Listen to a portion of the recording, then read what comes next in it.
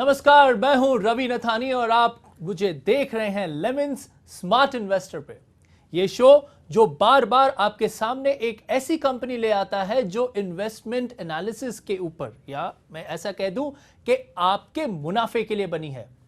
तो शुरू करते हैं आज का ये शो।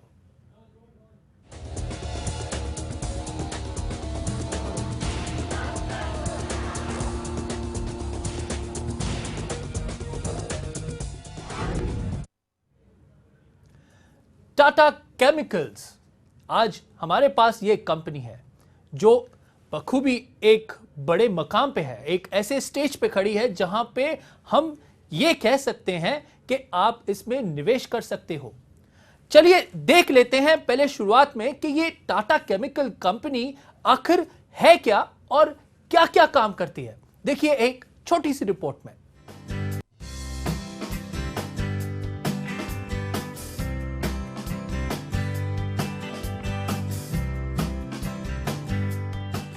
टाटा केमिकल कंपनी विश्व में प्रसिद्ध कंपनियों में से एक मानी जाती है। कंपनी की शुरुआत गुजरात के मीठापुर शहर में हुई, जहां कंपनी का पहला प्लांट बनाया गया, जो कि मरीन वेल्थ को बढ़ावा देने के लिए बनाया गया था। एक अच्छी शुरुआत के बाद आज कंपनी दुनिया के 4 कॉन्टिनेंट्स एशिया, यूरोप, अफ्रीका और नॉर्थ अमेरिका में लीडिंग इंटरनेशनल बिजनेस कंपनी के रूप में जानी जाती है। टाटा केमिकल कंपनी में कई प्रोडक्ट का निर्माण किया जाता है, जैसे टाटा आयोडाइज सॉल्ट, जिसका सेवन हम सभी हमारे खाने में करते ही हैं। Low cost nano technology based water purifier, second largest producer of soda ash, urea and phosphatic fertilisers, jatropha seedlings, जिससे बायोफ्यूल्स का निर्माण होता है, और भी कई अनगिनत प्रोडक्ट्स टाटा केमिकल कंपनी द्वारा बनाए जाते हैं। कंपनी आधुनिक तौर पर nano and biotechnology innovation centre है। टाटा केमिकल कंपनी की भागीदारी और भी कई कंपनियों के साथ जुड़ी हुई है। Tata chemicals Magadi, Tata chemicals Europe, British salt, Tata chemicals North America, जो दुनिया के विभिन्न देशों में लोगों तक टाटा के आधुनिक प्रोडक्ट्स पहुंचाने की प्रयास करती है और आगे भी करती रहेगी। कंपनी रीयूज रिसाइकल जैसे तकनीकों को बढ़ावा देती है, जिससे ये साफ हो जाता है कि कंपनी साफ सुथरी छवि के साथ अच्छे वातावरण का भी ख्याल रखती है। टाटा कंपनी के मुख्य हेडक्वार्टर मुंबई में स्थित है। कंपनी 3 उद्देश्यों पर बेस्ड है: लिविंग एसेंशियल्स, इंडस्ट्री एसेंशियल्स और फार्म एसेंशियल्स। कंपनी को साल 2013-14 में कई अवार्ड से भी नवाजा जा चुका है। इनमें शामिल है fair business practices award 2013, FAI golden jubilee awards, CII energy efficient unit award,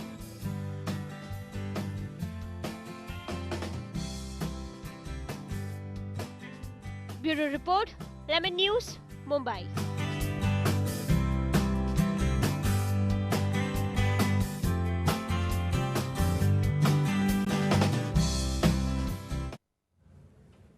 आपने देखा टाटा केमिकल्स लिमिटेड क्या क्या काम करता है, लेकिन अगर आपको मैं एक छोटा सा स्नैपशॉट कह दूं तो मैं ये भी इस कंपनी के बारे में कह सकता हूं कि Tata chemicals limited began its long and passionate journey to serve society through science back in 1939. जी हाँ, तकरीबन 75 साल पुरानी है ये company, and has done so far nearly 75 years. It's a pioneer in the production of soda ash in India. It became the second largest ash manufacturer in the world. The company began the national leader in the brand salt category, reaching over 7.5 crores households. Tata Chemical Limited also has a national leader in the branded pulses segments and launched the first integrated nanotech water purifier. The company, along with its subsidiary Rallis India limited जो रैलिस एक और एक listed company है, उसकी subsidiary company के पास है, and build significantly presence in the crop nutrition, crop protection, and has 2 crore farmer connect. Company has verticals with regards to revenue concern. उनके कौन से businesses है? एक है कॉम्प्लेक्स फर्टिलाइजर्स, जो 34% का वेटेज कंपनी के पास वहां से रेवेन्यू आता है। एक है यूरिया बिजनेस जो तकरीबन 20% का कंपनी को वहां से मुनाफा आता है। फिर है सोडा ऐश का बिजनेस जिसमें तकरीबन 15% का रेवेन्यू वहां कंपनी को आता है। वैक्यूम एंड सॉल्ट की अगर मैं बात करूं तो वो तकरीबन 11% का कंपनी का है। सीमेंट क्षेत्र में भी कंपनी प्रेजेंट है, लेकिन वहां पे रेवेन्यू जो है तकरीबन 2% का है, और अदर इनकम की अगर मैं बात करूं तो तकरीबन 18% कंपनी को रेवेन्यू वहां से आता है।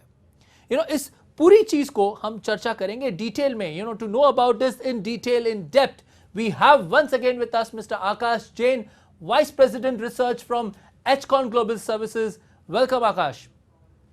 Akash, I was reading the annual report the other day, and I could read the net revenue for the operations of the company increased by 8,382.06 crores to rupees 8,689.64 crores, registering a growth of around 3.7% over the previous year. I would like you to give us the complete detail of the company performance. The company in Q1 FY15 has delivered an absolute good performance after witnessing poor results in the last several quarters. This was the first time in Q1 FY15 that we were very happy and the results were above our expectation. In terms of top line, the company witnessed a 16% year-on-year growth to reach rupees 38.5 billion rupees. In terms of EBITDA performance, the company also had a very good role there. The company grew by 22% on year-on-year basis to reach rupees 5 billion. And in terms of PAT, the company witnessed 48% Y-on-Y growth. So overall, the company has witnessed a good performance, especially in the soda ash segment and in its North American business. Going forward too, we believe the soda ash business would continue to perform well. Now the company has various business segments where the company is performing. First of all is soda ash, second is your fertilizer business, third is the pulses segment, fourth is salt segment. So overall the company has been doing well in the pulses segment. I would like to say here that pulses segment, the company is a leader in the branded segment. The company is also a leader in the branded salt segment. The company has been a pioneer in the soda ash business as well. The company has been a market leader in fertilizer products, especially urea. Now, I would like to add on here, Akash, अगर मैं company की geographical revenue की अगर मैं बात करूं तो company 65% कुछ एशिया में लिस्टेड है। एशिया से उनको 65% रेवेन्यू वहां से आता है। अमेरिका में भी कंपनी को तकरीबन 18% का रेवेन्यू वहां से आता है। Europe is 12% and Africa is somewhere around 5%। So total revenue अगर मैं बात करूं जहां पे एशिया जो 65% का है, वहां I would like to know कि एशिया में पल्सेस ज्यादा बिजनेस देता है या उनके जो दूसरे एश प्रोडक्ट्स हैं या सॉल्ट है? What is the breakup of Asia performance with regards to revenues concern? To give a clarity on this, I would like to give you the revenue breakup. The soda ash business accounts for 40% of the total revenues. Okay. That is, I am talking of the consolidated numbers, Okay. including the subsidiary. And Okay. Complex fertilizers account for 21%. Urea accounts for 11%. Iodized salt accounts for 6%. Other income accounts for around 1%. Other income accounts for around 18%. And the balance is accounted by other products. Okay, अगर मैं in company की inorganic chemicals जो Indian operations की अगर मैं company की बात करूं तो company industrial chemical operation is primary build around soda ash, sodium bicordate, cement and allied traded products. On macroeconomical front, the financial numbers of 2013-14 has been a story of two heavens, with while the first half was about high pipeline inventories and volatile economical conditions, and the second half was about rebounding industrial sentiments. The year also witnessed record volumes in import from China in the first half. Pricing pressures revealed in the market driven by the lightening market conditions and the increased existing competence of customers connect quality products and distribution reach. The company has actively engaged in trading activities in the inorganic chemical space. The trading portfolio of the new and allied chemicals, which help the company in exploring new growth areas while catering to the larger portion of the customer's basket. Soda ash specifically अगर मैं company की बात करूं तो 2013-14 में company के पास तकरीबन 2% का ग्रोथ था in domestic soda ash market. And sodium carbonate का अगर मैं बात करूं तो very high market growth in 2012-13 as well as in 2013-14 registered a 2.1% market growth. Cement जो गुजरात में कंपनी का है, it was a decline there by 2.8%, whereas the salt and related product sales of Tata Salt grew by 4% in the volume. The company market share in its salt portfolio has increased to 67.9% in the national branded salt segment. Akash, tell me about the overseas performance like Tata Chemicals North America and Tata Chemicals Europe. What is the revenue and what is the performance there in the world? Yeah, the North American business of the company is a star performer. The North American business accounts for around 18% of revenues and around 37% of EBITDA. Okay. So, and this quarter, the North American business performed extremely well. And going forward, we believe over the next 3 quarters, this business is going to perform very well. And I'm sorry to interrupt you, but what about the fertilizer segments like crop nutrition and all? Yeah, the fertilizer business remained a drag in this quarter because of the subsidy issues. But going forward, this too is also likely to improve, especially the urea segment, where the company is a market leader. Okay, and I would like you to tell me something about the company's Rallis India. What is the tie-up between the company and what is the equation? What exactly Tata Chemicals and Rallis India Limited is all about? Rallis India is a subsidiary of Tata Chemicals, and Rallis India is into the crop protection business. Again, Rallis India is one of the market leaders in the crop protection segment with other peers like United Phosphorus Limited, PI Industries. So company has an edge over its peers because it has a better product mix and which is very popular among the farmers. Okay, if I have to talk about the company, Tata Chemical itself, बहुत बड़ी company है. देखिए हमारी बार बार यही कोशिश होती है ये शो पे कि आपके पास एक ऐसी कंपनी बताएं, ऐसी कंपनी की स्ट्रैटेजी बताएं जहां से आप इन्वेस्ट करो तो जाहिर है आपके पैसे अच्छे तरीके से आगे बढ़ें. और you should always feel happy in saying that yes, I am a smart investor because I am with Ravi Nathani. Is that so? Many a times I have made it a point to all my viewers that you should buy a company which should make some sense with regards to the technical analysis is concerned, with regards to fundamental analysis is concerned. We bring companies which are fundamentally the best, untouchable, remarkable performance by the organization in years to come. And with regards to technicals, we always get the companies which have given us a breakout, and that's the only reason. यही एक reason है कि इस बार भी मैं आपके सामने एक टाटा केमिकल्स जो कंपनी लाया हूं वो टेक्निकल पैरामीटर पे the company is bullish on weekly charts. एक टेक्निकल पैरामीटर की अगर मैं कंपनी की बात करूं तो वहां पे एक ब्रेकआउट आया है जहां buyers are expected to be more stronger than the sellers, and that is the only reason that we suggest investors to be invested in Tata Chemical Limited at current market price or hunt for opportunities. आप देखिए जब भी कभी company correction के mode में आती है आपको बाय करना है उस कंपनी को, क्योंकि कंपनी की टारगेट अगर मैं ये स्पेसिफिकली कहूं तो तकरीबन 450 से 475 तक की है. पिछले हफ्ते कंपनी ने ट्रेड किया था, वो तकरीबन 380 तक नीचे आई थी और फिर 380 से बाउंस करके 405 पे आसपास बंद हुई है. लेकिन दोबारा अगर आपको करेक्शन पे मार्केट्स में कंपनी दिखती है तो आप उस कंपनी को बाय करिए, क्योंकि अगर आप बाय करेंगे तभी ही तो कहलाएंगे एक स्मार्ट इन्वेस्टर. क्योंकि मैंने हमेशा बार बार यही कहा है, छोटी सोच और पैर में मोच इंसान को कभी आगे बढ़ने नहीं देगी. इसी वजह से मैं आज आपके सामने ये कंपनी लाया हूं, एक ये कहते हुए कि आप इन्वेस्ट करिए इस कंपनी में, और इस कंपनी में इन्वेस्ट करने के आप जैसे ही आप आगे प्रोसेस में जाओगे तो आपको रिटर्न्स भी पता चलेंगे। चलिए आज कुछ अलग करते हैं इस शो पे, कुछ डिस्कस करते हैं जो हमने आज तक आपके साथ इतनी सारी कंपनियों के बारे में हमने आपसे बातचीत की है। आइए एक परफॉर्मेंस वाइज, एक स्टेटस वाइज देखते हैं कंपनी बाय कंपनी, क्योंकि आज जैसे कि मैंने कहा कुछ अलग करते हैं। हम आपको बताएंगे कि आगे कौन सी कंपनियों में आप अभी भी इन्वेस्टेड रह सकते हो या कहां पे आप प्रॉफिट बुक करके वहां से अपनी पोजीशंस हटा सकते हो। तो शुरुआत करते हैं। सबसे पहली कंपनी जो हमने बात की थी वो थी रिलायंस इंडस्ट्रियल इंफ्रास्ट्रक्चर लिमिटेड। मैं कोशिश करूंगा आपके सामने उस कंपनी की, देखिए आपके स्क्रीन के सामने दिख रहा होगा रिलायंस इंडस्ट्रियल इंफ्रास्ट्रक्चर लिमिटेड। हमने जब ये कंपनी ट्रेड हो रही थी तभी 590 रुपए का भाव था।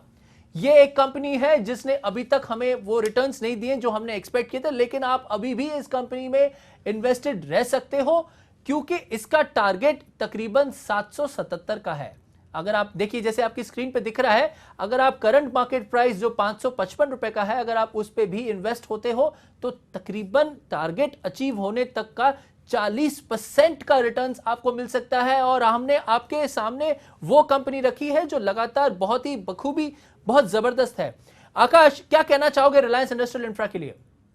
With the recent decline in the prices, I still believe there is a lot of upside left in Reliance Industrial Infrastructure. Okay, so there is a lot of upside still there. But the second company with us was ING Visya Bank. ING Visya Bank, एक private sector bank है और ये 635 पे हमने recommend किया था।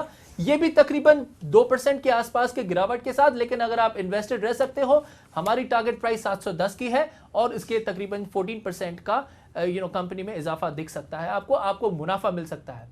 तीसरी company ने जो बात की थी वो कंपनी का नाम था बजाज ऑटो। बजाज ऑटो हमने 2300 रुपए के भाव में रेकमेंड किया था। आज का करंट मार्केट प्राइस है 2412 रुपए, जैसे कि आपनी स्क्रीन पे दिख रहे हो। तकरीबन 5% का कंपनी ने मुनाफा दिया है। जो इन्वेस्ट 2300 के भाव पे इन्वेस्ट किया होगा, जिन्होंने, टारगेट अभी भी बाकी है तकरीबन 7.5% के आसपास की। तो अगर आप ये रेट पे भी इन्वेस्ट करते हो तो आपको और 7.5% रिटर्न्स मिल सकते हैं। आइए पूछ लेते हैं आकाश, बजाज ऑटो के बारे में क्या कहना है, क्योंकि हीरो मोटोकॉर्प उसका जो पेयर लीडर है वो तकरीबन 3000 से ऊपर ही जा चुका है। तो बजाज ऑटो 2600 रुपए का भाव ज्यादा ही रहेगा कि उससे ज्यादा भी जाने की ताकत रखती है कंपनी में? Bajaj Auto, I believe, is one of the best companies in the automobile segments today. And in the two-wheeler segment, the company has been performing very well. Especially जो quarterly performance हमने देखा है, उसमें company ने काफ़ी अच्छी growth दिखाई है। और उन्होंने जो नई बाइक लॉन्च की है डिस्कवर, हाँ, तो that is going to add some market share which would drive the top line of the company. Okay, तो चलिए ये भी एक होल्ड है आपके लिए, आप इस कंपनी में भी होल्ड करके रख सकते हो। चलिए देखिए फोर्थ कंपनी कौन सी थी। फोर्थ कंपनी जो हमने बात की थी आपके सामने वो थी अंबुजा सीमेंट। अंबुजा सीमेंट के नंबर्स देखिए आपके सामने 215 पे हमने सजेस्ट किया था, आज का भी रेट 215 ही है, तकरीबन नो प्रॉफिट नो लॉस पे है। आप इस कंपनी में इन्वेस्ट रह सकते हो। अगर आपने पोजीशंस नहीं ली है तो टारगेट तकरीबन 244 का होगा, यानी कि 13.5% का इजाफा इस कंपनी में आपको मिल सकता है। और जो आने वाली और दूसरी कंपनीज हैं, मैं आपको दूसरी कंपनी बता देता हूं जिसके बारे में हमने बात की थी, वो है सिप्ला। सिप्ला की अगर मैं बात करूं तो ये एक ऐसी कंपनी थी जहां पे 480 रुपए के भाव पे हमने सजेस्ट किया था अपने व्यूअर्स को कि आप इस कंपनी में निवेश कर सकते हो। तकरीबन टारगेट होगी 580 की। आज का करंट स्टेट ये है कि कंपनी ने 30% रिटर्न्स दिया है और ये टारगेट हैज बीन अचीव्ड। इसमें क्या आकाश, इस कंपनी में और भी चांसेस हैं ऊपर जाने के, कि यहाँ पे ट्रेडर्स या हमारे जो इन्वेस्टर्स हैं वो प्रॉफिट बुक कर सकते हैं? क्या कहना है आपका इसके बारे में? I would like to advise investors should book partial profits. However, long-term picture of the company is still intact. With new products, especially in the respiratory segment doing well, the company has still good upside left. Okay, so one could stay invested, say 50% profit should be booked and 50% should be kept for investments. Yeah, this is my view. Okay. देखिए हमने जितनी भी कंपनियां की है, मैं quickly बताना चाहूंगा, पहले एक स्नैपशॉट ले लेते हैं सारी कंपनीज का, फिर डिटेल में बात करते हैं कंपनी में कंपनी। दूसरी कंपनी है HDFC बैंक। ये सिप्ला का तो हमने देख लिया। HDFC बैंक देखिए, हमने सजेस्ट किया था 810 पे, हमने ये भी कहा था इसका, ये जब ये सजेस्ट किया था कि आप डिप्स पे बाय कर सकते हो। टारगेट है इसका तकरीबन 900 का। आज का करंट मार्केट प्राइस है 860 रुपए, यानी कि 6% एप्रिसिएशन कंपनी ऑलरेडी दे चुकी है। और अगर रिमेनिंग, अगर मैं टारगेट की बात करूं तो अभी भी आप इन्वेस्ट करोगे तो 4.5% का मुनाफा मिल सकता है इस कंपनी में आपको, 4.5% का रिटर्न अभी भी। लेकिन मैं इस चीज पर अगर थोड़ी टिप्पणी करूं तो यह होगा कि आप इस कंपनी में इन्वेस्ट रहिए, 940 तक का भी टारगेट हो सकता है, क्योंकि कंपनी ने एक बहुत ही जबरदस्त पैटर्न किया है टेक्निकल पैरामीटर्स पे। मंथली ब्रेकआउट है, वीकली ब्रेकआउट है, डेली ब्रेकआउट है। आप इस कंपनी में बाय करिए, निवेश करके रखिए इस कंपनी का बखूबी। 900 तो बहुत ही आसानी से टारगेट अचीव हो जाएगा, लेकिन और भी तकरीबन अपग्रेडेड टारगेट होगा, वो होगा 940 रुपए के आसपास का। उसके बाद हम बात करते हैं सीमेंट कंपनी की ग्रासिम।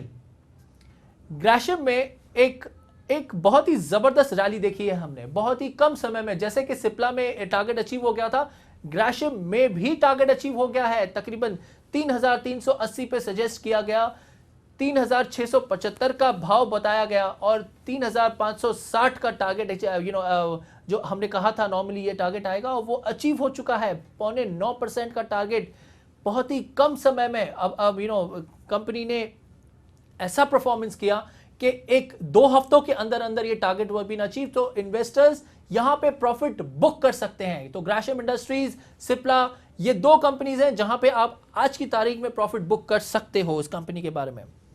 दूसरी कंपनी है रिलायंस इंडस्ट्रीज, जानी मानी कंपनी, निफ्टी की लार्जेस्ट टॉप 5 कंपनीज में मैं कह सकता हूं निफ्टी वेटेज में। इस कंपनी को 980 पे सजेस्ट किया गया था, आज का भाव है तकरीबन 995, 1100 का टारगेट है। तकरीबन आज भी 10% का एप्रिसिएशन इस कंपनी में है। आइए पूछते हैं आकाश, इस कंपनी में ज्यादा परफॉर्मेंस इतना नहीं दिखाया गया। हालांकि मैं ये कह सकता हूं कि कंपनी एक लार्ज कैप है और काफी वेटेज रखती है इंडेक्स निफ्टी और सेंसेक्स पे, उसके बाद भी यहां पे सिर्फ 0.2% का इजाफा। क्या ये 10% का टारगेट रियलिस्टिक लगता है आपको? इन्वेस्ट करना चाहिए? यस, डेफिनेटली ये लेवल्स पे इन्वेस्ट करना चाहिए। आई स्टिल बिलीव जो ग्रॉस रिफाइनिंग मार्जिन्स कंपनी के इंप्रूव होंगे, and in fact the petrochemical segment में कंपनी का काफ़ी मार्जिन इम्प्रूव होंगे। तो going forward Reliance is a very good company to play on the recovery on the economy. Okay, आपने ये फंडामेंटल व्यू तो बता दी, लेकिन मैं अपने व्यूवर्स को टेक्निकल व्यू कहना चाहता हूं कि रिलायंस इंडस्ट्रीज एक नैरो रेंज में चल रहा है, और जाहिर है कि वो जिस दिन 1020 के ऊपर की वीकली क्लोजिंग देता है, सीधा टारगेट उसका 1070 और 1080 के आसपास का होगा। So you be invested in this company with a target of 1100, appreciation from current market prices around 10.5%। अगली कंपनी बात करते हैं कोलगेट की। ये एक FMCG प्रोडक्ट था, 1540 पे सजेस्ट किया गया था। आज का करंट मार्केट प्राइस है 1627, 1700 का टारगेट हमने सजेस्ट किया था। तकरीबन 5.5%, 5.6% तो अब तक चल चुका है, और 4.5% की रैली एक्सपेक्ट हो सकती है। तो आप यहां पे भी इन्वेस्ट करिए। Colgate is a fabulous stock, सिर्फ 75 रुपीज के आसपास तक का टारगेट है। अगर आप करंट मार्केट प्राइस पे बाय भी करोगे तो 75 रुपीज तक का टारगेट है, आप इसमें निवेश कर सकते हो। दूसरी कंपनी हमने बात की थी पिछले हफ्ते ही, डॉक्टर रेड्डी। डॉक्टर रेड्डी की मैं बात करूं तो 2950 पे हमने सजेस्ट किया था, आज का प्राइस है 3220, यानी कि 9% का 9% का हमने टारगेट ऑलरेडी मार्केट में अचीव हो चुका है। टारगेट एक्सपेक्टेड था इसका तकरीबन 3360 रुपए, यानी कि 150 रुपए तक का चांसेस और भी इन्वेस्टमेंट और भी चांसेस है ऊपर आने के, और 4.5% तक का rally if current market price. मैं आकाश आपसे बात करना चाहूंगा, हमारी इतनी सारी कंपनी परफॉर्मेंस, यानी कि जो इन्वेस्टर्स वाकई में हमारी ये कंपनियों को सुनते हैं और इन्वेस्ट करते हैं, तो मैं ये कह सकता हूं कि आज वो बहुत ही एक ब्रॉड स्माइल पे बैठे होंगे, because the targets of the companies majority 50% the targets have been achieved, and there are very small remaining, I would say small percentages which has been left, which is say 2%, 3% or 4% to the target has been achieved. What you have to comment we have talking about pharmaceutical companies like Dr. Reddy's Cipla. We have talking about automobile companies like Bajaj Auto. We are talking about private sector banks like ING Vesya, HDFC Bank. We have spoken about the Reliance Industrial Infras, the Reliance Industries. What do you have to comment on specifically companies which the targets have not yet achieved? I would like to say the targets were, for example, ING Vesya, we believe the performance was not so good in the quarter. That is why the target has not been achieved. The provision coverage ratio of the company had gone down. And this is the industry scenario wherein banks are facing a lot of issues. But going forward, I feel the valuation that it is trading on, I believe one can still enter the stock for a decent upside. देखिए, मैं हमेशा बार बार मैंने हमेशा आपके सामने यही चीज़ रखी है, यही चीज़ बताने की कोशिश की है कि आपने अगर पैसे इन्वेस्ट करने हैं, क्योंकि मेजॉरिटी इन्वेस्टर्स का हमेशा यही मानना होता है कि स्टॉक मार्केट में पैसे इन्वेस्ट करते हैं तो जाहिर है हमने पैसे हमेशा गंवाने हैं। ऐसा नहीं है, because we have changed the method of investments. We have made you a smart investor by giving you the opportunities, sharing those opportunities with regards to fundamentals are concerned, with regards to technicals are concerned, and that's the only reason that we say we have a Lemons Smart Investor platform for you, ready only to make sure that your profits are always in time, with you, for you, always. And that's the only reason me or my entire team plans to make sure that we always give you those companies which are fabulous, which do not have to think twice, or in other words, मैं कभी भी उस company के बारे में नहीं बताऊंगा आपको कि जहां पे आप निवेश करो तो 2 मिनट सोचने में बैठ जाओ कि यार ये कंपनी का नाम क्या है, मैंने तो पहली बार नाम सुना है। ऐसी कोई कंपनी हम आपके सामने नहीं रखेंगे, क्योंकि हमारा यही महत्व है, यही एक I would like to say is that the point that we need to make sure that we make profits at all the possible time, and this is the only reason that our show is always here. And today, because of the time constraint, I have to wind up today. Thank you, Akash, for being with us, but certainly we again will meet you with the new company. एक नई company के साथ हम आपके सामने आएंगे अगले हफ्ते हर शनिवार शार्प 5 बजे। मैं और मेरी पूरी टीम कोशिश करेगी कि एक नई कंपनी इन्वेस्टमेंट एनालिसिस की आपके सामने रखें, जैसे आप अपना निवेश, अपना इन्वेस्टमेंट्स बेहतर बना सकें। तो दोबारा आपसे मुलाकात होगी, अब तक के लिए नमस्कार।